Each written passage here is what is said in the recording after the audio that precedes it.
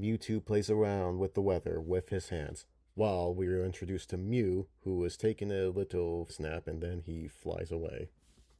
Mewtwo continues his whack-off session, which causes a bigger storm, and for Ash and friends to go to the harbor to get dry.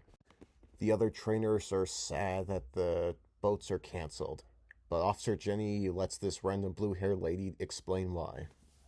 Prophets have predicted the return of the winds of water. For years I have prayed that mankind would never witness that deadly storm ever again. You're not one of those people, are you? All but a few Pokemon. In their sorrow, the water of their tears somehow restored the lives lost in the storm. But there are no Pokemon tears today. Oh, keep it in Pokechurch, lady. Another problem is that the Pokemon Center is closed. Because the nurse in charge of the center disappeared last month. That's a picture of her over there on the wall. And don't make me shout out any more expositions for you. The trainer says fuck you to Caution, and then they rush out, risking their lives in the storm. Officer Jenny tries to stop the trainers, but she sucks at her job, so she fails. Some trainers have no fear. To them, this is just one more challenge. They follow their hearts. That is what sets them apart, and will make them Pokemon Masters. If that helps you sleep at night. Ash is sad that he can't go to the island, but then Vikings show up, who are totally not Team Rocket in disguise, offer Ash and friends a ride. Vikings still existed! They mostly live in Minnesota. God, that joke is cringe. The wave puts everybody underwater, Misty takes out her Staryu, and helps Ash and Brock get out of danger. And hey, this is the only useful thing Misty does in this movie. The kids discover a cloud, and then they discovered a creepy-ass castle, then they swim there to meet the nun lady from earlier. Nun lady says some weird stuff, and Brock figures out that this nun lady is actually the Nurse Joy that was missing. Nurse Joy takes the kids to a guest room where they see the other trainers. Ash wonders where the other trainers are, and I'm guessing she implies that the other trainers probably drowned in the fucking storm. Damn, that's harsh. Team Rocket is mad that they aren't able to go inside to steal Pokemon, but Jessie gets the idea to sneak underneath the building, and they slide slowly as Mew watches like a creep. What's his name?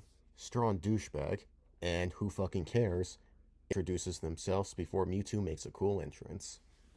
Nurse Joy introduces Mewtwo as the ultimate Pokemon Master and the future ruler of the world. Strong Guy is butthurt because a Pokemon can't be a Pokemon Master. Mewtwo makes this guy his bitch by throwing him around with his mind. Strong Douchebag tells his Gyarados to attack Mewtwo, but Mewtwo makes the Gyarados his bitch. 2.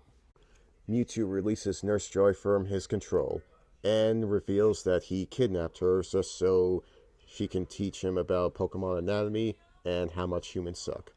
Meanwhile, Jessie, James, and Meow slowly work their way into a weird-ass clone lab. Jessie sits on the button's face, and then a veil full of science jargon plays until Meowth is captured by a claw. The machine has its way with Meowth by pulling the hair of his tail, and then it makes a clone out of him. A recording of the dead professor explains that Giovanni funded the Mew project, and explains the things we already saw. How the fuck did he find the time to record anything before dying of an explosion? I have no clue. While Team Rocket wonder what's going on, Mewtwo makes a speech about enslaving humans and the Pokemon that work with them all the time, and how much humans suck, yada yada yada. Pikachu vouches for humanity, but Mewtwo throws him with his mind because he is a dick. What's-his-name tells his Rhynoc to fight Mewtwo, but Mewtwo throws it across the table. Ash calls Mewtwo out for being a dick, and Mewtwo sends his clones to fight, or do whatever it is they came to do. Ew, looks like the tubes are giving birth to them. That shit's nasty.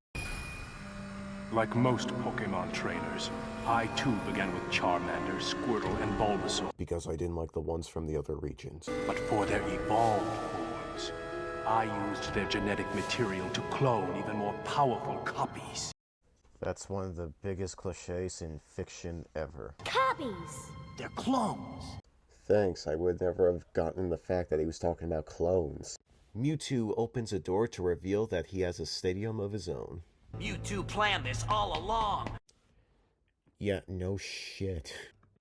End of part 2, I guess. I'm gonna go throw up the Sam Adams I drank earlier.